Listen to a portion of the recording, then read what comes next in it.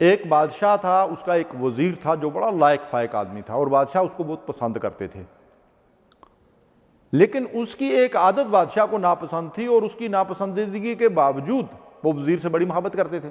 لیکن ایک دن تو انتہا ہو گئی۔ اس کی عادت یہ تھی وزیر کی کہ ہر بات پہ الحمدللہ کہتا تھا۔ تو ایک دن ہوا یہ کہ بادشاہ سلامت کی انگلی کاٹ گئی، تو وزیر نے کہا الحمدللہ، تو بادشاہ کو بہت غصہ آیا۔ بادشاہ نے کہا یہ کیسا بیوقوف آدمی ہے، اس کو یہ معلوم ہی نہیں ہے کہ کس وقت کیا کہنا ہوتا ہے۔ تو ان کو غصہ آیا کہ میری انگلی کٹ گئی اور یہ الحمدللہ پڑھ رہا ہے، تو جلادوں کو بلایا اور ان سے کہا کہ اس کی گردن مار دو۔ اس نے کہا الحمدللہ۔ بادشاہ بڑا پریشان ہوا، یار اس کے ساتھ کیا کریں، میں نے تو اس کو عبرت کرانی ہے، اب اگر اس کی گردن کاٹ دی جائے گی تو اس کو عبرت تو کوئی نہیں ہوگی، یہ الحمدللہ ہی کہے جا رہا ہے۔ تو اس نے پھر حکم دیا کہ اچھا اس کو قید کر دیا جائے، جیل میں ڈال دیا جائے، اس کو عبرت کرانی ہے۔ ڈال دیا جیل میں، کئی سال جو ہے وہ جیل میں سڑتا رہا بیچارہ۔ بہرحال ایک دن ایسا ہوا کہ بادشاہ سلامت اپنے جو ہے وہ ساتھیوں کے ساتھ، ٹولے کے ساتھ کہیں جنگل میں نکل گئے شکار کے لیے۔ تو تیز رفتار گھوڑا تھا ان کے پاس، گھوڑے پہ سوار ہوئے اور شکار کے لیے نکلے، تو ایک ہرن جو ہے وہ سامنے آ گیا۔ گھوڑے کو ایڑ لگائی اور ہرن کے پیچھے دوڑنا شروع ہوئے، تو وہ دور نکل گئے، حتیٰ کہ نکلتے نکلتے اپنے قافلے سے بچھڑ گئے۔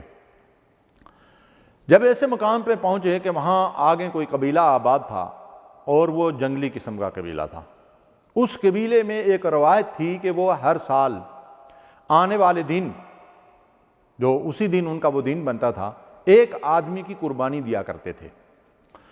تو انہوں نے جب وہ بادشاہ سلامت کو پکڑ لیا تو ان کی بلا سے بادشاہ ہے کون ہے، ہٹا کٹا پلا پلایا، مطلب یہ ہے کہ ان کو ایک شخص مل گیا قربانی کے لیے۔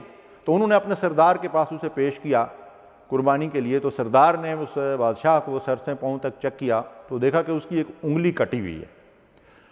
تو جب دیکھا کہ انگلی کٹی ہوئی ہے تو اس نے کہا کہ بھئی اس شخص کی تو قربانی نہیں لگ سکتی، اس کو چھوڑ دیا۔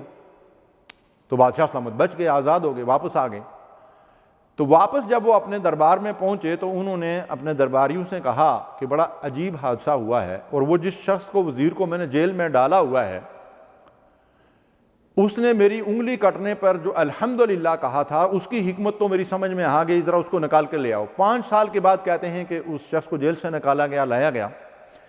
تو اس وزیر سے بادشاہ نے پوچھا کہ بھائی اللہ کے بندے، جو میری انگلی کٹی تھی تو نے الحمدللہ کہا تھا، اس کی حکمت تو مجھے سمجھ میں آ گئی، اگر وہ نہ ہوتا معاملہ تو میری تو قربانی لگ گئی تھی، میں تو بھینٹ چڑھ گیا تھا۔ تو اب وہاں سے میں بچا ہوں صرف اس وجہ سے کہ میری انگلی کٹی ہوئی تھی تو میری قربانی نہیں لگتی تھی۔ لیکن یہ بات میری سمجھ میں نہیں آ رہی ہے کہ جب میں نے تجھے جیل میں بھیجا، جب میں نے تیرے پھانسی کا حکم دیا تو نے پھر الحمدللہ کہا، تو یہ جیل میں جانے کے لیے میں نے جب حکم دیا تو جو نے الحمدللہ کہا، اس کی بھی کوئی حکمت تیری سمجھ میں آ رہی ہے؟ تو اس نے بادشاہ سلامت سے کہا ہاں بادشاہ سلامت، اس کے اندر تو بڑی حکمت پوشیدہ ہے۔ کیا حکمت پوشیدہ ہے؟ کہا بادشاہ سلامت ہے، اگر میں جیل میں نہ ہوتا تو آپ کو پتہ ہے میں کہاں ہوتا؟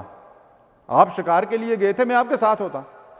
اگر میں آپ کے ساتھ ہوتا تو آپ کی تو انگلی کٹی ہوئی تھی، آپ کی تو قربانی نہیں لگتی تھی، تو قربانی کا بکرا کون بنتا؟ میں بنتا نا۔ تو اب اللہ تعالیٰ نے مجھے جیل میں ڈال دیا اور قربانی کا بکرا بننے سے بچا لیا، تو الحمدللہ۔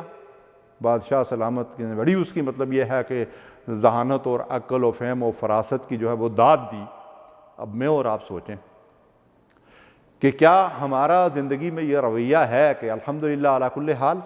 کہنے کو تو میں اور آپ کہتے ہیں الحمدللہ علی کل حال، لیکن جب حال خراب ہوتا ہے تو الحمدللہ ہماری زبان سے نہیں نکلتا۔ لیکن حقیقت یہی ہے کہ ہمیں کوئی نقصان پہنچے، کوئی تکلیف پہنچے، کوئی مصیبت ہو، کوئی کسی بھی قسم کا خسارہ ہو جائے، کوئی قدرتی آفت آ جائے، کوئی وائرس پھیل جائے، جیسا آج کل کرونا کا وائرس پھیلا ہوا ہے، کوئی چیز ایسی نہیں ہے جس کے پیچھے اللہ تبارک و تعالیٰ کی کوئی نہ کوئی حکمت پوشیدہ نہ ہو، اور یقین کریں کہ اس حکمت میں انسانوں کے لیے بہرحال کوئی نہ کوئی خیر اور کوئی نہ کوئی بھلائی جو ہے وہ پوشیدہ ہوتی ہے۔ عَسَىٰ أَن تَكْرَهُوا شَيْئًا وَيَجْعَلَ اللَّهُ فِيهِ خَيْرًا كَثِيرًا۔ کوئی بات تمہیں ناگوار ہو لیکن اللہ نے اس میں تمہارے لیے خیر کثیر رکھا ہو، ہمیں اس کا علم نہیں۔ ہمیں چاہیے کہ ہمیشہ ہر حال میں اللہ کا شکر ادا کریں، اور اللہ کے شکر کے لیے بہترین کلمہ ہے الحمدللہ۔ وآخر دعوانا الحمدللہ رب العالمین۔ صلو علی